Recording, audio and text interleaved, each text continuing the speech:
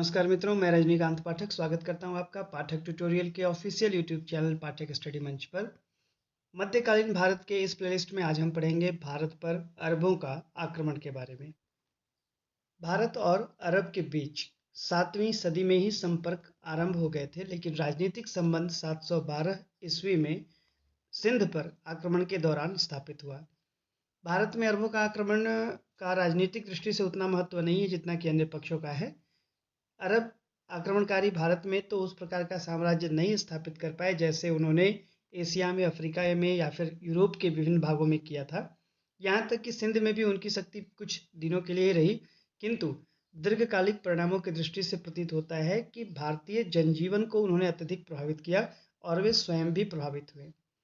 यद्यपि इसके पूर्व भी भारत पर शक, यवन, कुषाण और हुण आदि का आक्रमण हुआ था, किंतु भारतीय संस्कृति ने उन्हें आत्मसात कर लिया। उन्होंने भारतीय धर्म और सामाजिक आचार विचारों को ग्रहण किया और अपनी विशिष्टता खो बैठे। उनका एक दूसरे के ऊपर प्रभाव भी पड़ा, तथापि हिंदू और मुसलमान दोनों ही भारतीय समाज में अपनी विशिष्ट संस्कृतियों के साथ विद्यमान रहे। अरबों ने चिकित्सा, दर्शन शास्त्र, नक्षत्र विज्ञान, गणित और शासन संबंधी प्रबंध की शिक्षा भारतीयों से ली। ब्रह्मगुप्त की पुस्तकों का अल फजारी ने अरबी में अनुवाद किया। अल बरूनी कहता है कि पंचतंत्र का अनुवाद भी अरबी में हो चुका था। सूफी संप्रदाय, धार्मिक संप्रदाय का उद्भव स्थल सिंध ही था, जहां अरब लोग रहते थे। सूफी मत पर बौद्ध धर्म का भी प्रभाव देखा जा सकता है। दशमलव प्रणाली अरबों ने 9वीं सदी में भारत से ही ग्रहण की थी। यदि तात्कालिक राजनीतिक दृष्टि से देखा जाए तो कहा जा सकता है कि अरबों ने एक ऐसी चुनौती पेश की जिसका सामना करने के लिए ऐसी शक्तियां उदित हुई जो भारत में आगामी 300 वर्षों तक बनी रही। गुर्जर प्रतिहार, राष्ट्रकूट चालुक्यों की प्रतिष्ठा की स्थापना उनके द्वारा अरबों का विरोध करने के कारण ही हुई। अरबों का दीर्घकालिक महत्व यह हुआ कि उन्होंने भारत में धर्म की स्थापना न करके धार्मिक सहिष्णुता का परिचय दिया, हालांकि जजिया कर लिया जाता था। अरबों का भारत आगमन का आर्थिक महत्व व्यापार के क्षेत्र में भी देखा जा सकता है। अरब व्यापारियों के समुद्री एकाधिकार के साथ ही भारतीय व्यापारियों ने तालमेल बनाया और पश्चिमी जगत एवं अफ्रीकी प्रदेशों में अपनी व्यापारिक गतिविधियों को गतिशील बनाए रखा। अब देखते हैं भारत पर तुर्कों के आक्रमण का क्या प्रभाव पड़ा। तुर्कों के आक्रमण के पूर्व अरबों ने भारत पर आक्रमण किए थे, किंतु भारत में मुस्लिम शासन की स्थापना का श्रेय तुर्कों को ही जाता है। मुस्लिम आक्रमण के समय भारत में एक बार पुनः विकेंद्रीकरण और विभाजन की परिस्थितियां सक्रिय हो उठी। तुर्की आक्रमण भारत में कई चरणों में हुआ। प्रथम चरण का आक्रमण 1000 से 1027 ईस्वी के बीच द्वारा गजनी के शासक महमूद द्वारा किया गया। इसके पूर्व सुबुक्तगीन, महमूद के पिता, की लड़ाई हिंदू शाही शासकों के साथ हुई, किंतु उनका क्षेत्र सीमित था।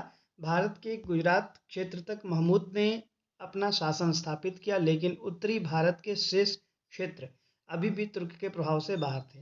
कालांतर में गौर के शासक शिहाबुद्दीन मोहम्मद ने पुनः भारत के लिए सैन्य अभियान तेज किए। 1175 से 1206 ईस्वी के बीच उसने और उसके दो प्रमुख सेनापतियों ऐबक और बख्तियार खिलजी ने गुजरात, पंजाब से लेकर के बंगाल तक के क्षेत्र को जीतकर सत्ता स्थापित की, किंतु 1206 ईस्वी में गोरी की मृत्यु के पश्चात तुर्क साम्राज्य कई हिस्सों में बट गया और आगे चलकर भारत में दिल्ली सल्तनत के नाम से तुर्क साम्राज्य स्थापित हुआ। अब देखते हैं कि तुर्क आक्रमणों के पूर्व भारत के राज्यों की क्या स्थिति थी। मुल्तान तथा सिंध दोनों क्षेत्र 8वीं सदी के आरंभ में ही अरबों द्वारा विजित कर लिए गए थे। सिंध में अरबों की सत्ता के अवशेष अभी भी बने हुए थे।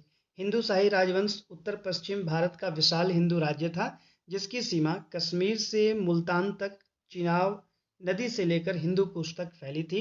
महमूद ने इसकी राजधानी वहिंद पर आक्रमण किया और यहाँ का शासक उस समय जयपाल था, जिसने पराजित होने पर अपनी खुद की जान ले ली, आत्महत्या कर ली थी।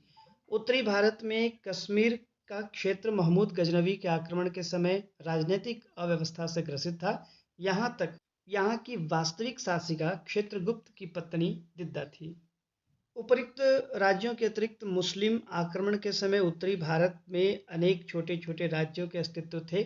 तुर्क आक्रमण के समय भारत छोटे छोटे सैकड़ों राज्यों में विभक्त था, जैसे कि सिंध, मुल्तान, पंजाब, दिल्ली, उत्तर प्रदेश, बंगाल आदि। भारत का इस समय बाह्य देशों से कोई भी विशेष संबंध नहीं था। राज्यों की आर्थिक आधार काफी कमजोर था, जिसके परिणामस्वरूप सैन्य आधार भी कमजोर हो गया था। राजनीतिक विभाजन की यह समस्या केवल राजपूत राज्यों तक ही सीमित नहीं थी, बल्कि इसका परिणाम हर एक छोटे बड़े राज्यों में भी देखने को मिलता है। परंतु कोई भी एक शासक या राज्य इतना शक्तिशाली नहीं था जो इन्हें जीतकर एक छत्र राज्य स्थापित कर सके। आंतरिक कलह ने इसे कमजोर बना दिया और विदेशी आक्रमण का प्रभावशाली ढंग से विरोध करना इनके लिए संभव नहीं हो पाया। इस स्थिति के लिए राजपूत शासक को जिम्मेदार ठहराया जाता है, क्योंकि ये हमेशा आपस में संघर्षरत रहते थे। आंतरिक अशांति की इस परिस्थिति ने अंततः राजपूत शासकों के अस्तित्व को ही समाप्त कर दिया था। अब देखते हैं गजनियों का उदय और उससे भारत के क्या सरोकार थे, भारत का संबंध किस प्रकार से था। यामिनी वंश का संस्थापक अलप्तगीन था। इसने गजनी को अपनी राजधानी बनाई थी। अलप्तगीन का पुत्र सुबुक्तगीन, जो कि प्रथम तुर्क शासक था जिसने भारत पर आक्रमण किया था। उस समय हिंदू शासक जयपाल थे, जिस पर सुबुक्तगीन ने आक्रमण करके उन्हें पराजित कर दिया। इसकी विजयों से उत्साहित होकर के ही महमूद गजनवी ने 1009 से 1027 ईस्वी तक भारत पर लगभग 17 बार आक्रमण किए। बगदाद के खलीफा अल कादिर बिल्लाह ने उसे यमीन उद्दौला और आमीन उल मिल्लाह की उपाधियां प्रदान की। महमूद के दरबारी इतिहासकार उतबी ने उसके आक्रमणों को जिहाद माना, जिसका मूल उद्देश्य इस्लाम का प्रचार और बुत परस्ती यानी मूर्ति पूजा को नस्तनाबूद करना यानी कि समाप्त करना था। महमूद के आक्रमण के समय मुल्तान एवं सिंध में मुसलमानी राज्य तथा उत्तर पश्चिमी भाग में हिंदू साम्राज्य था, जिसका शासक जयपाल था। कश्मीर में भी ब्राह्मण वंश का राज्य था। वहां की शासिका रानी दिद्दा थी। कन्नौज में प्रतिहार वंश का राज्य था, जहां का शासक राज्यपाल था। महमूद गजनवी का प्रथम आक्रमण 1000 ईस्वी में सीमावर्ती नगरों में हुआ और दूसरा आक्रमण 1001 ईस्वी में हिंदू शाही राज्य पर हुआ। उस समय हिंदू शाही वंश का राजा जयपाल था। महमूद गजनवी ने जयपाल की राजधानी वहिंद अथवा उद्भांडपुर पर आक्रमण कर लिया और अधिकार में ले लिया।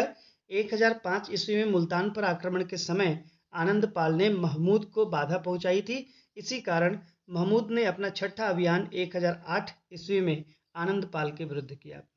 1018 में महमूद ने कन्नौज पर आक्रमण किया। उस समय वहां पर गुर्जर प्रतिहार वंश के शासक राज्यपाल का शासन था। कन्नौज आक्रमण के दौरान ही महमूद ने सर्वप्रथम बटन, महावन, मथुरा और वृंदावन पर आक्रमण किया तथा अंत में कन्नौज पर आक्रमण किया। विद्याधर को दंडित करने के उद्देश्य से 1019-20 में पुनः भारत आया। विद्याधर की विशाल सेना देखकर एक बार तो विचलित अवश्य हुआ, किंतु युद्ध प्रारंभ होने के बाद शाम होते होते तक विद्याधर की सेना की एक भाग पराजित हो गई। महमूद ने पुनः 1021-22 ईस्वी में वो भारत आया और उसने पंजाब में प्रवेश किया।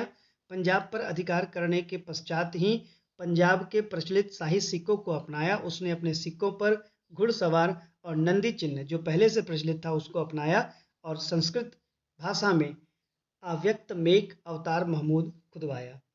1025-26 में महमूद ने एक विशाल सेना लेकर के सोमनाथ मंदिर पर आक्रमण किया। सोमनाथ का मंदिर गुजरात में स्थित भारत के सबसे महत्वपूर्ण मंदिरों में से एक था। यह शिव जी का मंदिर था। जाटों और खोखरों को दंड देने के लिए महमूद गजनवी ने 1027 में भारत पर अंतिम आक्रमण किया। महमूद गजनवी के दरबार में अलबेरूनी, पिफरदौसी, उतबी आदि विद्वान थे।